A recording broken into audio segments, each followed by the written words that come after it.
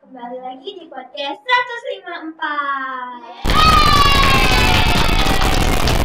Hanya kalian udah gak asing sama aku karena aku pernah podcast yang PTS Rumpul yang ini. Jadi, kalau yang belum tahu kenalin, aku Arifa. Jadi di podcast kali ini aku sama tim content creator bakal ngebahas tentang P5 yang ditemenin sama Bu Anissa Sofiani. Noviani ya Neng ya, Noviani. Jangan tenang naon virusnya. Saya namanya. Yang ditemenin sama Bu Anissa Noviani. Halo. Halo Bu, gimana nih kabarnya? Iya, alhamdulillah. Halo semuanya. Halo. Alhamdulillah Ibu sehat ya. Alhamdulillah. Ibu akhir-akhir ini kesibukannya apa nih Bu? Iya, kesibukan utama Ibu yang pertama ya, yang pasti Ibu sebagai ibu rumah tangga ya, mengurus anak dan istri. Kemudian Ibu juga karena memiliki profesi sebagai guru, maka Ibu kegiatannya itu adalah belajar mengajar. Tuh. Produktif ya Ibu. Iya, produktif sekali. Jadi di podcast kali ini Arifa punya beberapa pertanyaan seputar P5. Karena pasti ada beberapa orang tua yang belum tahu apa sih Bu P5 itu kayak gimana. Iya, siap boleh. Langsung aja ya. Iya, silakan. Pertanyaan pertama. Kayak yang tadi Arifa bilang, pasti ada beberapa orang tua atau masyarakat yang belum tahu apa sih P5 itu. Boleh dijelasin nggak Bu P5 itu apa? Iya, mungkin kalau mendengar istilah P5 ya, Ibu yakin orang tua atau anak-anak sekalian atau yang menonton podcast ini pasti udah tahu P5. Nah, kepanjangan dari P5 itu sendiri adalah Proyek Penguatan Profil Pelajar Pancasila. Seperti itu. Jadi itu tuh sebuah proyek yang menguatkan tentang profil pelajar Pancasila. Kalau misalnya contoh dari P5 itu apa Bu? Ya, kegiatan P5 itu sendiri adalah kegiatan kokurikuler ya. Ya, jadi kan ada pembelajaran ekstrakurikuler, kokurikuler dan intrakurikuler. Nah, P5 sendiri itu adalah proses pembelajaran yang termasuk ke dalam kegiatan kokurikuler. Apa itu kokurikuler? Kokurikuler itu adalah program atau kegiatan penguatan yang dilaksanakan di luar KBM. Jadi di luar kegiatan belajar mengajar. Jadi waktunya pun itu dilaksanakan di luar KBM. Seperti itu. Kalau misalnya kan kemarin tuh kelas 8 ya yang habis ngelakuin P5 secara kognitif kontekstual. Pada tahap kontekstual. Iya. Kalau bisa itu kalau boleh tahu apa sih Bu ini kegiatan itu tujuannya? Iya. Sebelum kita membahas ke sana ya. Nah, P5 sendiri itu ya dibagi menjadi ada 7 tema. Ya. Jadi ada 7 tema dari kegiatan P5 itu sendiri. Ada temanya. Ini dari sana ya, dari pusatnya ya. Yang pertama ada gaya hidup berkelanjutan. Kemudian yang kedua ada rekayasa dan teknologi. Yang ketiga ada Bhinneka Tunggal Ika. Yang keempat ada kearifan lokal, ya. Kemudian bangunlah jiwa dan raganya, ya. Kemudian ada suara demokrasi. Jadi P5 itu sendiri terbagi menjadi 7 tema. Nanti kita menentukan tema mana tema mana sih yang akan dijadikan sebagai proyek penguatan profil pelajar Pancasila. Nah, yang telah kita lakukan kemarin ya untuk kelas 8, P5 yang pertama di kelas 8 itu tahap kontekstualisasi itu dilakukan. Nah, tahapan dalam P5 itu sendiri ya ada 5 tahap. Yang pertama itu adalah tahap pengenalan. Jadi siswa nanti dikenalkan dulu terhadap P5 yang akan dilakukan, P5-nya apa gitu ya. Proyek apa yang akan kita lakukan gitu ya. Nanti kita menentukan temanya dari 7 tema itu yang akan kita pilih yang mana gitu ya.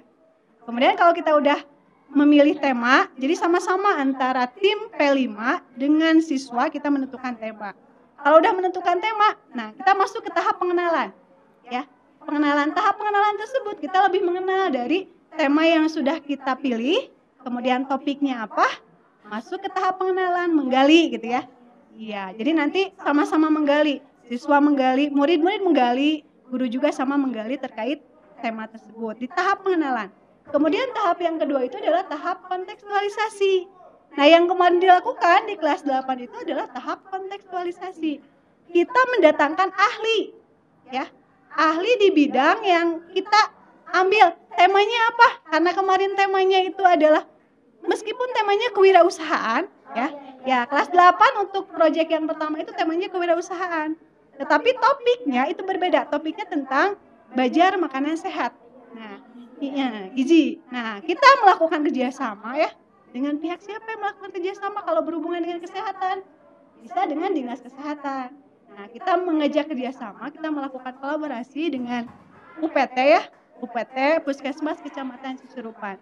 Kenapa kita mendatangkan ahli? Kalau yang datangnya ahli, berarti mereka lebih ahli di bidang kesehatan. Terutama untuk yang kelas 8, karena berhubungan dengan gizi, berarti kita mendatangkan dari tim kesehatan yang berhubungan dengan gizi. Makanya kita yang diundang itu adalah tim puskesmas yang lebih dekat gitu.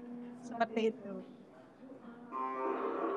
Jadi kayak mereka baru melewati beberapa tahap itu doang. Iya, tahap yang kedua, tahap kontekstualisasi. Iya. Jadi nanti kalau udah mengikuti lanjut ke tahap selanjutnya, yang pertama tadi tahap pengenalan ya. Kemudian tahap yang kedua kontekstualisasi. Tahap yang ketiga nanti tahap aksi. Apa sih yang akan kita lakukan? Karena topiknya Bajar Makanan Sehat, berarti nanti anak-anak akan jualan ya. Karena temanya kewirausahaan ya. Topiknya Bajar Makanan Sehat. Apakah temanya? Bu, boleh tidak kalau temanya diganti dengan gaya hidup berkelanjutan? Boleh, tergantung nanti kita menentukan temanya mau dibawa kemana gitu ya. Kalau karena kemarin yang diambil itu temanya ada kewirausahaan, makanya pas aksinya kita melakukan Bajar. Nyambung tidak Bajar dengan tema kewirausahaan? Nyambung ya? Ya, nyambung. Kita akan melakukan Bajar tentang makanan sehat sebagai edukasi. Ya, kelas 8. Iya. Udah tahap kontekstualisasi, tahap aksi, kemudian tahap sudah aksi, kita melakukan refleksi. Apa itu refleksi? Ya, refleksi itu kita melakukan apa sih yang sudah baik dalam proses P5 tersebut, apa yang kurang, apa yang perlu ditingkatkan, ya. Kalau udah ada tahap refleksi, nanti nyambung ke tahap tindak lanjut. Tahap tindak lanjut ngapain saja? Tindak lanjut dari kegiatan P5 tersebut. Jadi untuk kegiatan P5 itu sendiri, kita itu tidak hanya sampai ke aksi, udah beres. Enggak, tapi tindak lanjut ke depannya, ya, seperti apa? Makanya kan P5 itu proyek penguatan profil pelajar Pancasila supaya kedepannya itu lebih kuat, ya. Iya. Seperti itu. Jadi kita juga bakal ngelakuin beberapa tahapan di Iya. dalam itu. Lanjut. Iya. Kalau misalnya kan pasti SMP Plus Botak ini udah lumayan banyak ya ngelaksanain P5-nya. Kalau boleh tahu yang pernah dilaksanain itu apa aja sih, Bu? Iya. Kebetulan SMP Plus Mutakin itu adalah sekolah penggerak angkatan pertama ya. Jadi semua tingkatan sekarang itu udah melakukan proses P5. Jadi kelas 7, kelas 8, kelas 9 termasuk yang udah lulus telah melakukan P5. Karena bagian dari proyek ya yang harus dilakukan. Nah, P5 sendiri itu di dalam 1 tahun, untuk 1 jenjang itu kita melakukan 3 kali proyek. Kelas 7, 3 proyek. Kelas 8, 3 proyek. Kelas 9 juga sama 3 proyek. Bagaimana itu kalau boleh tahu? Ya. Pertama-tama Ibu tim ya. Tim P5 kan guru juga sama. Sebelum kita melakukan proyek bersama siswa, harus ada timnya dulu kan. Menentukan dulu tim, siapa yang menjadi tim P5. Nah, kebetulan Ibu sebagai koordinator P5 ya. Pada saat Ibu melakukan P5 yang pertama, Ibu juga bingung gitu ya. Baru meraba-raba apakah ini betul atau tidak gitu ya. Nah, seiring berjalannya waktu ya, karena ada tahap refleksi tadi ya. Jadi yang melakukan refleksi itu tidak hanya siswa saja, guru juga sama. Melakukan proses perbaikan sehingga kita lebih matang di dalam melaksanakan P5 itu sendiri. Nah, P5 yang pertama kali dilakukan di SMP Plus Mutakin ini adalah temanya itu adalah rekayasa dan teknologi.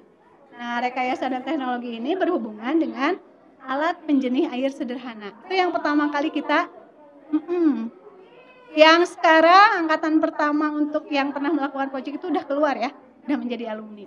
Di angkatan pertama kita melakukan proyek itu tentang rekayasa dan teknologi, ya, membuat alat penjernih air sederhana. Kenapa yang diambil itu temanya rekayasa dan teknologi? Karena berhubungan dengan alat sederhana untuk penjernihan air. Ada tidak yang melatar belakang Ibu kenapa yang diambil itu pertama kali temanya itu rekayasa dan teknologi dan penjernihan air? Nah, P5 itu sendiri ya tidak hanya sebagai penguatan saja. Ketika kita melakukan sebuah proyek ya, kita itu harus mencari sebuah solusi, salah satunya mencari sebuah solusi dari masalah yang kita hadapi dalam kenyataannya. Ketika Ibu mengambil tema tersebut, nah pada waktu itu ya, di Kecamatan Cisurupan kebetulan terjadi banjir bandang ya. Kan kita tahu sendiri ya, di Cisurupan kalau hujan itu pasti ya banjir, seperti kejadian-kejadian minggu yang kemarin-kemarin ya. Nah, terinspirasi dari itu, gimana kalau misalkan kejadian seperti itu terus berlanjut gitu ya. Bagaimana jadinya ketika misalkan nanti di Kecamatan Cisurupan atau misalkan di Desa Cisurupan atau di wilayah kita itu tidak ada air yang bersih. Nah, dari sanalah latar belakangnya kenapa? Jadi ada timbul ide. Oh iya, berarti harus ada alat penjernih air gitu. Jadi P5 itu sendiri bukan hanya sekedar penguatan ya. P5 itu sendiri harus mencari sebuah solusi dari masalah. Kita mampu mencari solusi dari masalah yang dihadapi di lingkungan sekitar. Meskipun masalahnya kecil gitu ya. Apalagi kalau yang hubungannya nanti untuk gaya hidup keberlanjutan gitu ya. Seperti itu. Karena air itu kan kita tahu sendiri ya. Air itu merupakan salah satu sumber kehidupan. Betul ya? Iya. Gitu. Oh jadi gitu, itu tuh hal yang melatar belakangi P5-nya yang pertama. Kita pertama. Aku pengen tahu gimana sih Bu respon siswa-siswi SMP Plus Rumah Sakit yang angkatan pertama yang lakuin P5, untuk tahu kalau sekarang tuh harus ada P5. Oh iya. Nah sama halnya dengan gurunya ya, pas pertama kali tuh bingung apakah yang dilakukan itu betul atau tidak. Nah seiring berjalannya waktu kita menemukan sesuatu. Oh ini yang salahnya, ini harus dibetulkannya. Nah pertama kali mereka melakukan P5, yang pertama mereka juga ada antusiasnya. Karena ini kegiatan di luar KBM, mereka juga bertanya-tanya, ini buat apa ya, fungsinya buat apa. Nah kalau di kurikulum yang kita gunakan saat sekarang, ini P5 itu menjadi salah satu bagian dari kurikulum tersebut. Ya, ada rapotnya juga, ada rapot P5, iya. Dari 3 kegiatan P5 yang kita lakukan, nanti di semester 2 kita akan dibagi rapot. Jadi peserta didik akan dibagi rapot untuk rapot P5-nya. Mereka antusias, mereka juga senang ya. Dan mungkin ditunggu karena kegiatannya itu di luar KBM. Iya. Jadi akhirnya ada kegiatan. Iya. Ada sesuatu atau namanya juga proyek ya. Kalau yang namanya proyek itu sesuatu yang dikerjakan. Ya, ada hasil yang dikerjakan. Hasilnya tersebut bisa berupa produk, ya, bisa juga tidak, ya. Tidak selamanya yang namanya penguatan itu hasilnya sebuah produk. Cuman kebetulan untuk yang P5 yang pertama dilakukan karena rekayasa dan teknologi membuat alat, berarti alatnya alat sederhana itu menghasilkan produk. Ada P5 yang lain tetap masih P5, tapi tidak selamanya yang namanya P5 itu harus menghasilkan produk. Iya. Iya, karakter yang kita lebih kuat lagi ya. Iya, profil pelajaran Pancasila itu kan ada 6 ya. Ada kerjasamanya atau gotong royong, ada mandiri, ada kreatif, gitu ya. Ya, karakter-karakter itu yang kita bangun di dalam P5 tersebut. Kritis. Lebih kritis, kritis, mandiri, harus mampu bekerja sama, kreatif, seperti itu. Terus murid-muridnya juga antusias sekali. Oke, lanjut. Kalau langkah awal dalam P5 itu apa sih Bu? Iya, seperti yang Ibu sampaikan tadi ya.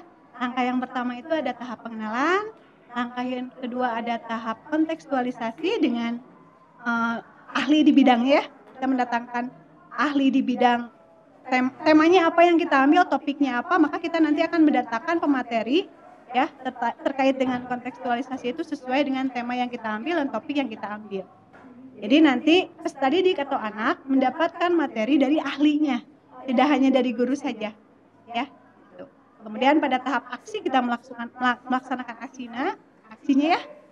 Kemudian tahap refleksi kita melakukan refleksi apa yang sudah baik, apa yang kurang, apa yang harus diperbaiki. Kemudian yang tidak kalah penting adalah yang kelima, tahap tindak lanjut. Tindak lanjut apa yang akan kita lakukan kalau P5 ini sudah terlaksana, gitu ya. Kayak yang sudah dilaksanakan dulu, ya. Program bawangan, nah itu bawangan ya. Ya kan program bawangan ya? Ya, bawa wadah serangan itu merupakan salah satu tindak lanjut dari kegiatan dulu itu gaya hidup berkelanjutan. Kita pernah menanam ya, proses penanaman pakcoy gitu ya. Ada yang disebut dengan eco-friendly. Eco-friendly itu adalah ramah lingkungan, kegiatan ramah lingkungan.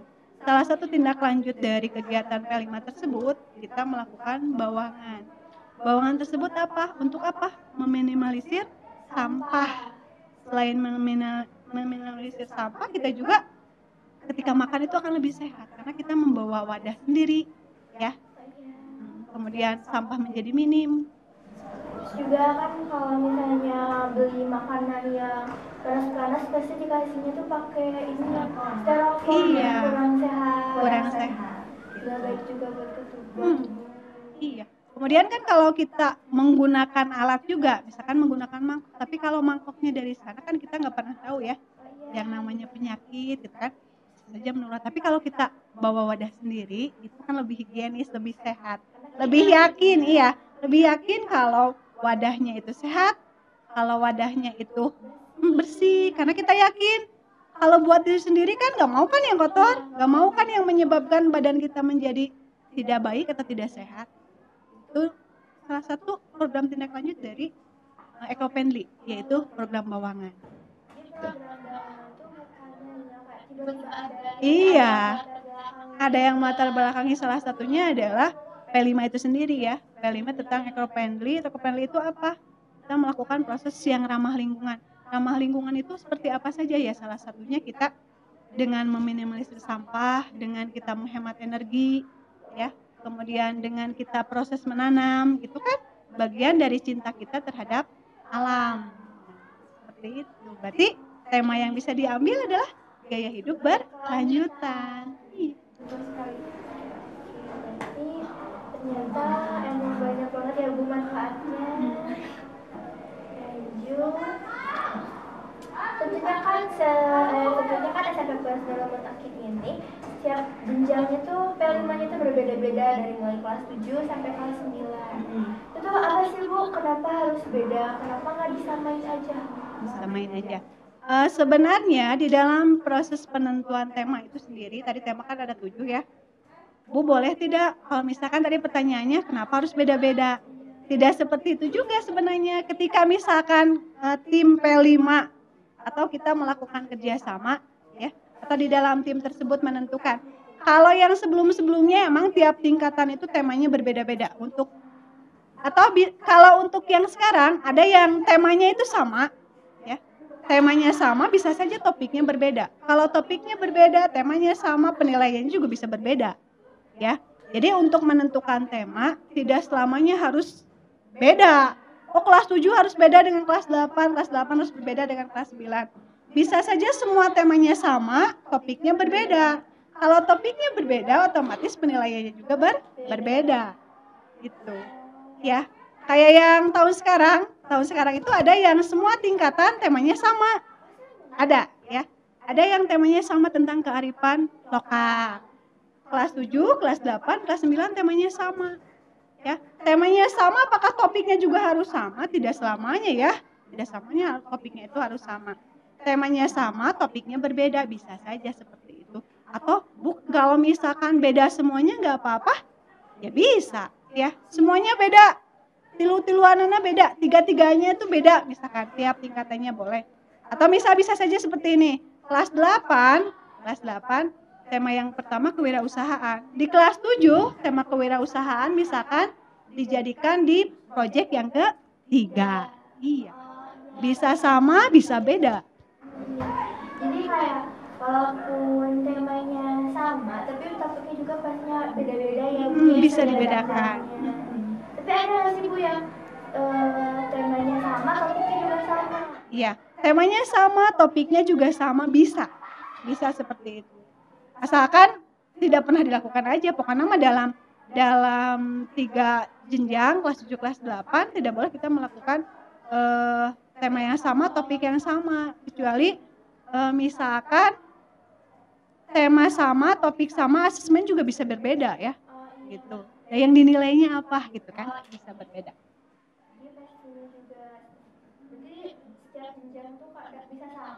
Iya, bisa beda. Temanya bisa sama, topiknya bisa berbeda. Topiknya sama, temanya sama, asesmennya berbeda. Nah, ada yang bedanya. Iya. Kalau disamakan boleh tidak? Boleh juga kalau disamakan. Misalkan belum pernah. Iya. Kalau misalnya disamakan tapi kelas 9-nya udah pernah berarti nggak boleh. Iya. Kita cari sesuatu yang baru kan, kalau pernah kan. Udah bosan. Iya. Kecuali kalau misalkan berkesinambungan, berkelanjutan.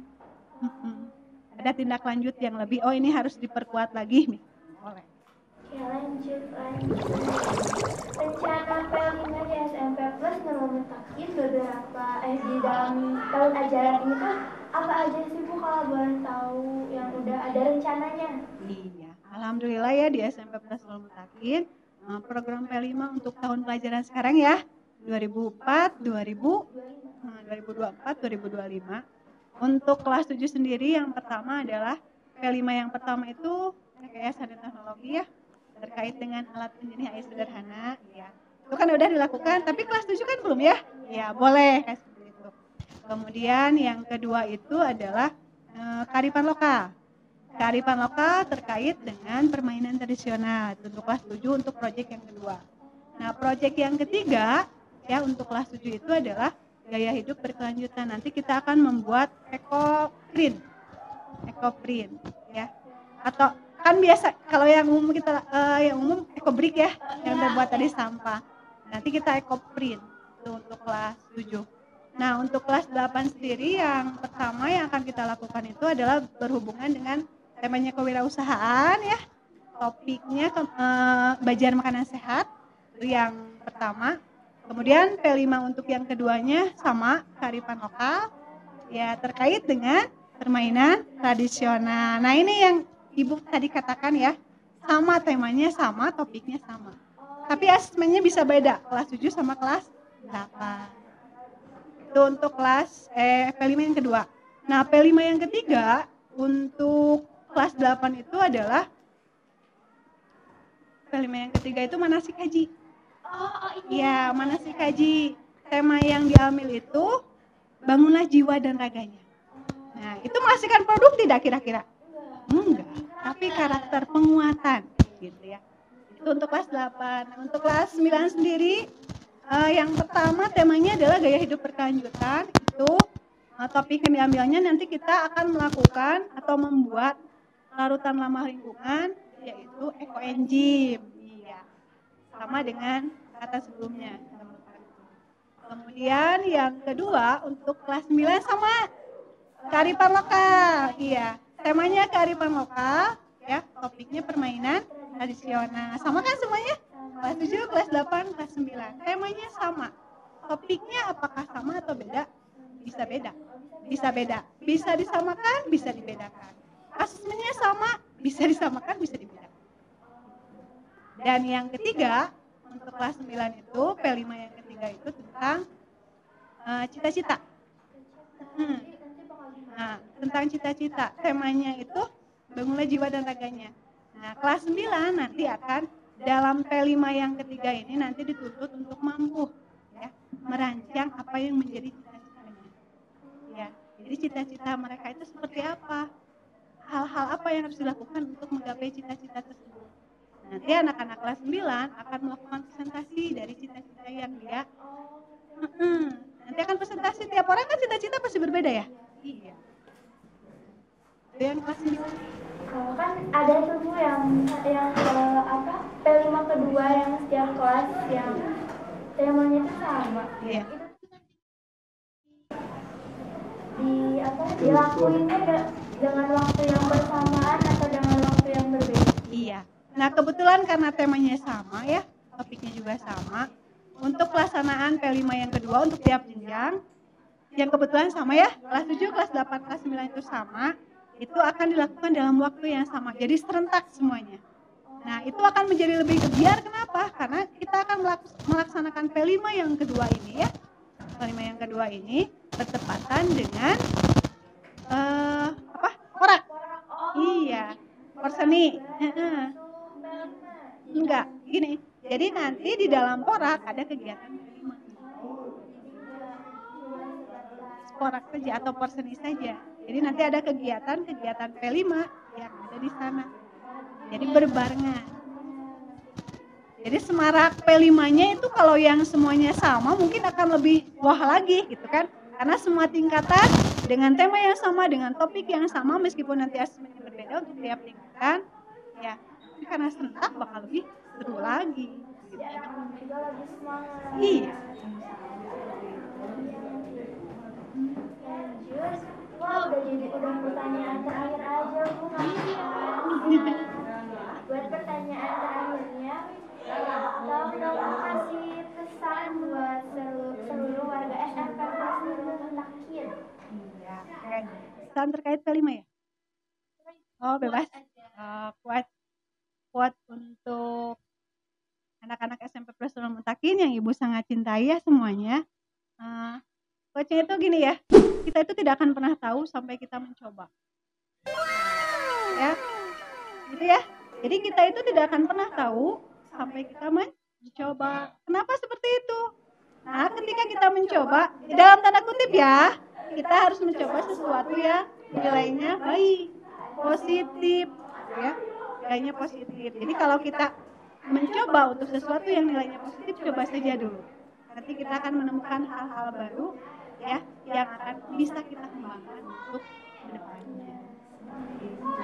Terima kasih Ibu sudah menyempatkan waktunya buat datang ke acara ini, terus udah jawab pertanyaan Arifah juga. Ya, sama Arifah. Gak kerasa udah di penghujung acara. Semoga podcast kali ini tuh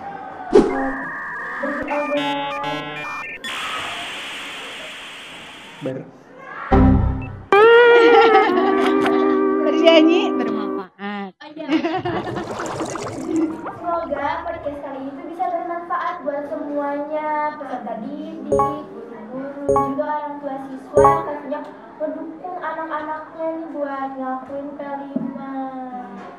Jadi orang tua juga lebih tahu apa nih P5, karena ada beberapa orang tua yang merasa apa sih P5 tuh nggak penting gitu. Padahal P5 itu sendiri ya, P5 itu akan berjalan dengan baik ketika kita melakukan P5 tersebut ya dengan kolaborasi siapa saja yang harus Kerja kita bagus. tempuh ya, kolaborasi antara tim P5 itu sendiri dengan murid-muridnya, kemudian dukungan dari orang tua juga itu merupakan salah satu faktor yang mendukung tercapainya atau kesuksesan P5 itu sendiri. Jadi untuk para orang tua ya, mudah-mudahan podcast ini juga betul tadi yang dikatakan bahwa P5 itu penting.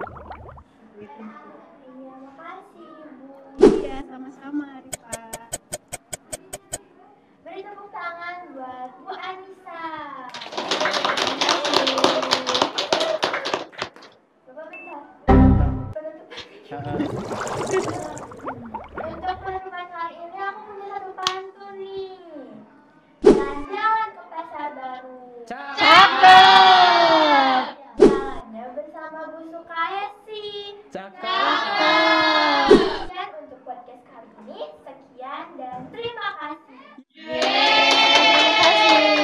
Assalamualaikum warahmatullahi wabarakatuh. Waalaikumsalam warahmatullahi wabarakatuh.